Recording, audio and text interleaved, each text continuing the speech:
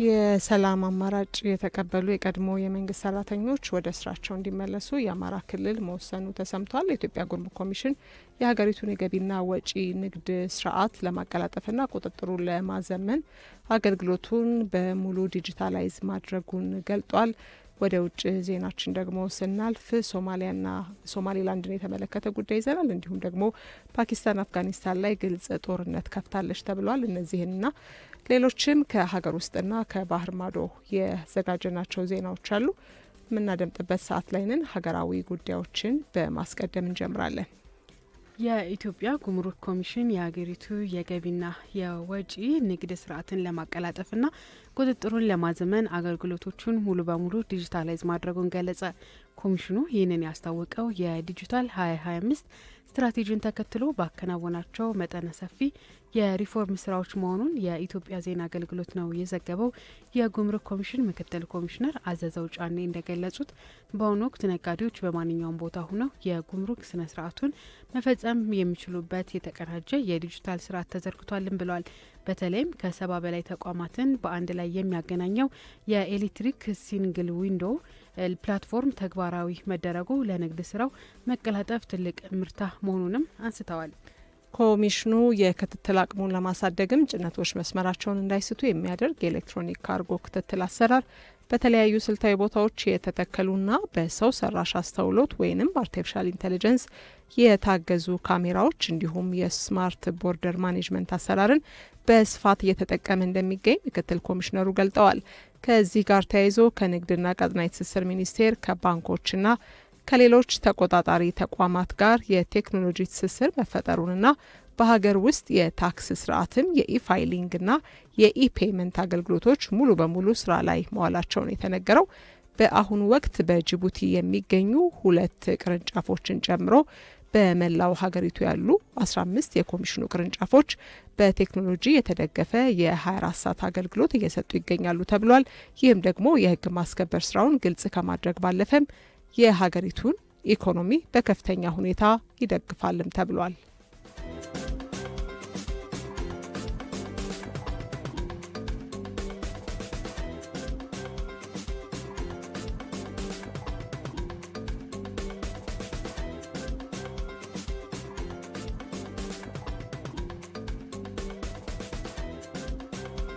የሰላም አማራጭን የተቀበሉ የቀድሞ የመንግስት ሰራተኞች ወደ ስራቸው እንዲመለሱ የአማራ ክልል ወሰነ። የአማራ ብሔራዊ ክልላዊ መንግስት የሰላም አማራጭን ተቀብለው ለተመለሱ የቀድሞ የመንግስት ሰራተኞች ወደ ስራ ገበታቸው እንዲመለሱ ውሳኔውን አስተላልፏል። ውሳኔው የተላለፈው የክልሉ መስተዳደር ምክር ቤት ባካሄደው መደበኛ ስብሰባም ነው።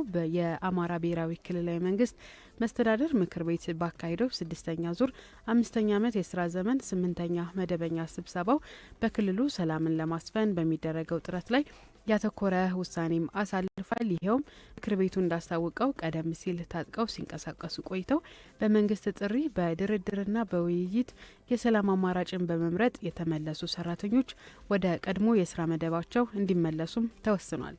እነዚህ ሰራተኞች ቀደም ሲል በተለያዩ የመንግስት መዋቅሮች ውስጥ ሲያገለግሉ የነበሩና ወደ ሰላማዊ ህይወት ከተመለሱ በኋላ የተሃድሶ ስልጠና የወሰዱ መሆናቸው ተገልጧል።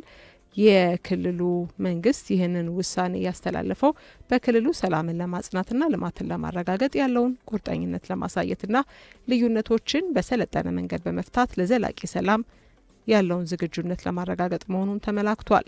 መንግስት ታጥቀው ለሚንቀሳቀሱ አካላት በተደጋጋሚ የሰላም ጥሪ ሲያቀርብ መቆየቱን ያስታወሰው መስተዳደር ምክር ቤቱ በቀጣይም ለክልሉ እድገትና አንድነት ሲባል መሰል የሰላም ተግባራት ተጠናክረው እንደሚቀጥሉ አረጋግጧል።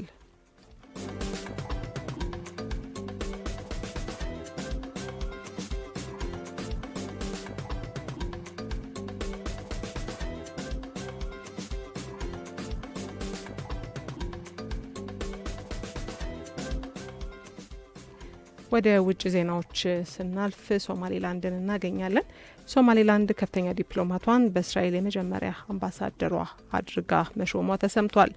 በቅርቡ እስራኤል ለሶማሌላንድ እውቅና መስጠቷም እንዲሁ ይታወሳል።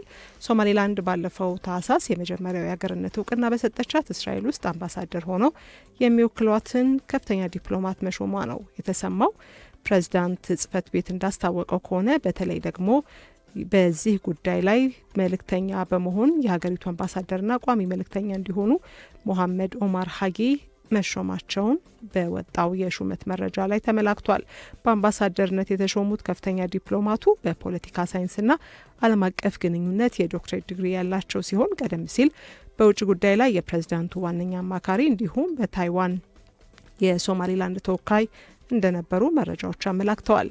የእስራኤል የውጭ ጉዳይ ሚኒስቴር ሹመት በሶማሊላንድና በእስራኤል መካከል በተደረሰው ስምምነትና በውጭ ጉዳይ ሚኒስቴር ጌዲዮን ሳአር የሶማሊላንድ ጉብኝት መሰረት የተከናወነ መሆኑን በመግለጽ እንደተቀበለውም አሳውቋል። ጨምሮም እስራኤል በቅርቡ በሶማሊላንድ አምባሳደሯን እንደምትሾምና በሁለቱ ወገኖች መካከል በተለያዩ መስኮች የሚደረጉ ግንኙነቶችን እንደምትጠናቀርም አስታውቃለች ሲል የዘገበው ቢቢሲ አማሪክ ነው።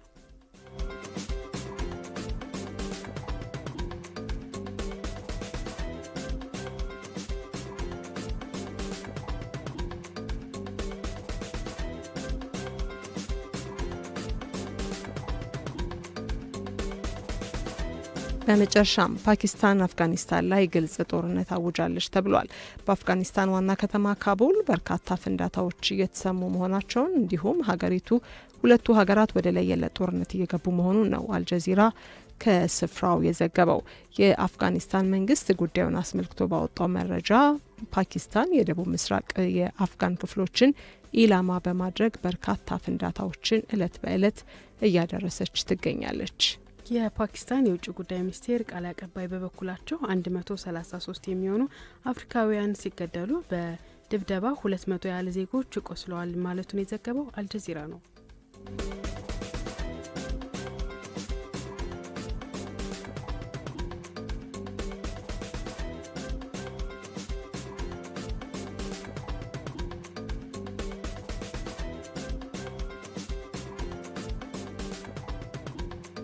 የተወደዳችሁ አድማጮቻችን ትርታ 97.6 ኤፍኤም ነው እያደመጣችሁ ያላችሁት። ቀደም ሲል ከሀገር ውስጥና ከባህር ማዶ የተዘጋጁ ዜናዎችን ወደ እናንተ አደረስን። ታዲያ ይህን ሰዓት በአጋርነት አብረውን የሚሰሩ ድርጅቶችም አሉ። ቀዳሚው ራይድ ነው። ራይድ ትራንስፖርት እንግዲህ ለፈጣን የትራንስፖርት አማራጭ እያላችሁ ይገኛል። ራይድ እርስዎ ከተማ ውስጥ ከመንቀሳቀስ ባሻገር በልዩ ልዩ ምክንያት ከባህር ማዶ ወደ ሀገር የሚመጡ ወዳጅ ዘመዶን ለመቀበል ጊዜ ቢያጥሮ በአንድ ስልክ ጥሪ ብቻ ራይድ ልከው ታማኙ የጉዞ አማራጩ ያሉበት ድረስ እንግዳውን ተቀብሎ ያመጣላችኋል ማለት ነው። የደረሱበትንም በመተግበሪያው በኩል መከታተል መመልከት ትችላላችሁ። ለፈጣን የትራንስፖርት አማራጭ 8294 ራይድ ትራንስፖርት የሳት አጋራችን ነው። ሌላኛው የዚህ ሰዓት አጋራችን ማን እንደ እናት የሚለን እናት ባንክ ነው። ዘርፈ ብዙ የባንክ አገልግሎቶችን በመስጠት ታውቁታላችሁ። እናት ባንክ በተለያዩ የባንክ አገልግሎት ነው የሚታወቀው። ከወለድ ነጻ የባንክ አገልግሎት ተጠቃሚ ለሆኑ የማህበረሰብ ክፍሎች ኦሚ ከወለድ ነጻ የባንክ አገልግሎት ይሰጣል። ከቤታችን ሆነን ደግሞ የአየር ትኬቶችንም ጭምር መቁረጥ የምንችልባቸው አማራጮችን አዘጋጅቷል። የአጋሮቻችን መልእክት አድምጠን መልሰን እንገናኛለን። ከሀገር ውስጥና ከባህር ማዶ የተዘጋጁ ዜናዎችን የምናደምጥበት ሰዓት ላይ ነን። በኢትዮጵያ የሰው ሰራሽ አስተውሎትና ዲጂታል ክህሎት ትምህርት ከመደበኛ አንደኛ ደረጃ ጀምሮ ሊሰጥ ዝግጅት እየተደረገ መሆኑን ትምህርት ሚኒስቴር ነው ያስታወቀው። የሴቶችና ማህበራዊ ጉዳይ ሚኒስቴር ከቀዳማይ ልጅነት ልማት ማዕከል ጋር በመተባበር የተለያዩ ከሁሉም ክልሎች ለተውጣጡ አካላት ስልጠና መስጠቱም ተሰምቷል። ከውጭ ደግሞ ኬንያዊው ህገወጥ የሰዎች አዘዋዋሪ ግለሰብ በቁጥጥር ስር መዋሉ ተነግሯል። የአሜሪካና ኢራን ሰሞነኛው ድርድር አሁንም ባለመግባባት ተቋጭቷል ተብሏል። እነዚህንና ሌሎች ዜናዎችን ታደምጣላችሁ። ሀገራዊ ጉዳዮችን አስቀድመን እንጀምራለን። በኢትዮጵያ የሰው ሰራሽ አስተውሎትና የዲጂታል ክህሎት ትምህርትን ከአንደኛ ደረጃ ጀምሮ ለመስጠት የሚያስችል ዝግጅት እየተደረገ መሆኑን የትምህርት ሚኒስቴር አስታውቋል። ዝግጅቱ የዲጂታል ኢትዮጵያ 2030 ስትራቴጂን ስኬታማ ለማድረግ ያለመ መሆኑም ተገልጿል። በትምህርት ሚኒስቴር የኢለርኒንግ የ5 ሚሊዮን ኢትዮጵያውያን ኮደርስ ኢኒሽቲቭ አስተባባሪ አቶ ሙለነህ አጥናፍ ለኢዜአ እንደገለጹት ሀገሪቱ የተጀመረውን የሪፎርም ስራ ለማሳለጥ ብቁ የሰው ኃይል ማፍራት ወሳኝ ነውም ብለዋል። ለዚህም ሲባል የሰው ሰራሽ አስተውሎትና የዲጂታል ግንዛቤ ትምህርት ከአንደኛ እስከ 12ኛ ክፍል ባለው የትምህርት ስርዓት ውስጥ እንዲካተት እየተሰራ ይገኛልም ብለዋል። ይህም ዋነኛው ትኩረቱ በቴክኖሎጂው ዘርፍ ከዓለም ጋር ተወዳዳሪ ሊሆን የሚችሉ ታዳጊዎችንና ወጣቶችን ማፍራት ላይ መሆኑን ገልጠዋል። ከአንደኛ ደረጃ ትምህርት ጎን ለጎንም በከፍተኛ ትምህርት ተቋማት የሚገኙ መምህራንና ተማሪዎች የዲጂታል ክህሎታቸውን እንዲያሳድጉ እየተደረገ ስለመሆኑም አስታውቀዋል። ለዚህም የ5 ሚሊዮን ኢትዮጵያውያን ኮደርስ ስልጠና ትልቁን ሚና እየተጫወተ እንደሚገኝ ነው የገለጡት። ይህ የትምህርት ማሻሻያ በተለይ የሰው ሰራሽ አስተውሎት ለሀገሪቱ ኢኮኖሚ የሚያበረክተውን ጥቅም ለማረጋገጥና መላው ህብረተሰብም በዲጂታል እውቀት እንዲታነጽ ጉልህ ፋይዳ ይኖረዋል ተብሏል።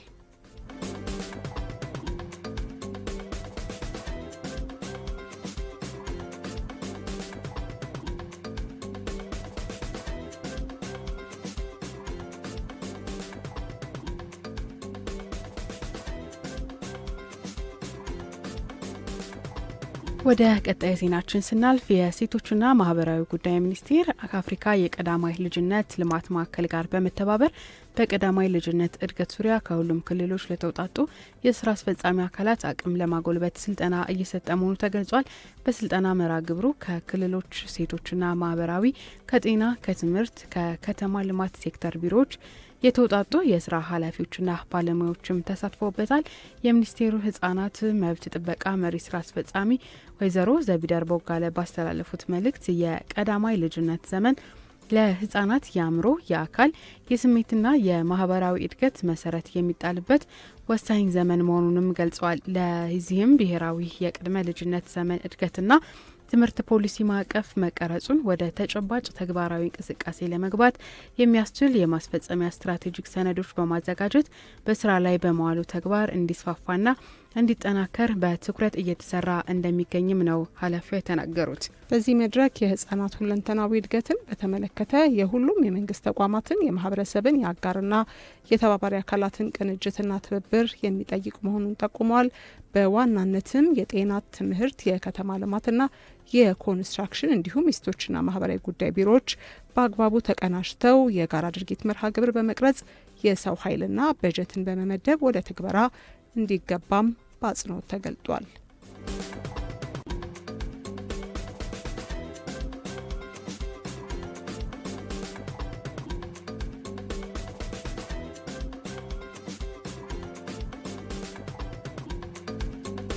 ወደ ውጭ ዜናዎቻችን ስናልፍ የአፍሪካ ጉዳይ እናስቀድማለን። ኬንያ እናገኛለን። ኬንያዊው ህገወጥ የሰዎች አዘዋዋሪ በርካታ ዜጎችን በማጭበርበር ሳቢያ በቁጥጥር ስር መዋሉ ተነገረ። ኬንያዊው ፌስተስ አምቦምባ ወደ ሩሲያ የስራ እድል አመቻችቻለሁ በማለት በርካታ ወጣቶችን ወደ ዩክሬን ጦርነት እንዲሳተፉ ማድረጉም ተነግሯል። ወጣቶችን በማጭበርበር ወንጀል የተከሰሰው ይህ ግለሰብ ቤተሰቦች ልጆቻችን የት ገቡ፣ የት መጥፋታቸውን ተከትሎ ጥያቄ በማንሳታቸው በቁጥጥር ስር እንደዋለ ነው የተገለጸው። እነዚህ ወጣቶችን በማማለል የማታለል ወንጀል የፈጸመው ኦምዋምባ ከ1000 በላይ ኬንያውያንን ወደ ጦርነቱ እንዲሳተፉ ቃል ገብቶላቸዋልም ተብሏል። በዚህም 28 የሚሆኑት የገቡበት ያልታወቀ ሲሆን በርካቶች አሁንም ሆስፒታል መግባታቸውን አፍሪካ ኒውስ ዘግቧል። በዚህ ሳቢያ አንድ ሰው ህይወቱ እንዳለፈም ነው በዘገባው ላይ የተመላከተው።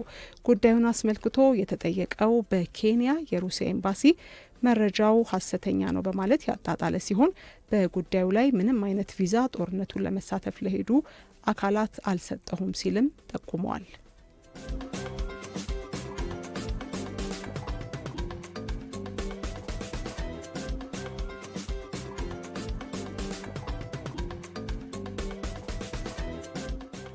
በመጨረሻም የአሜሪካና ኢራን ሰሞንኛው ድርድር ለአለመግባባት መቋጨቱ ተነግሯል።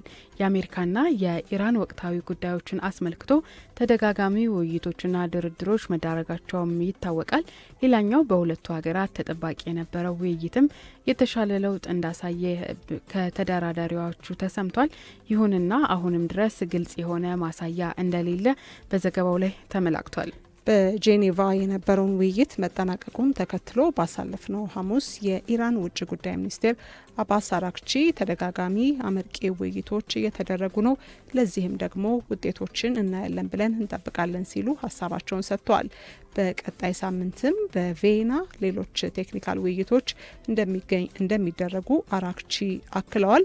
በአባስ አራክቺ የተመራው የኢራን ልዑካን ቡድን ስኬታማ ውይይት አድርገናል ሲሉ መናገራቸውን አልጀዚራ ነው የዘገበው።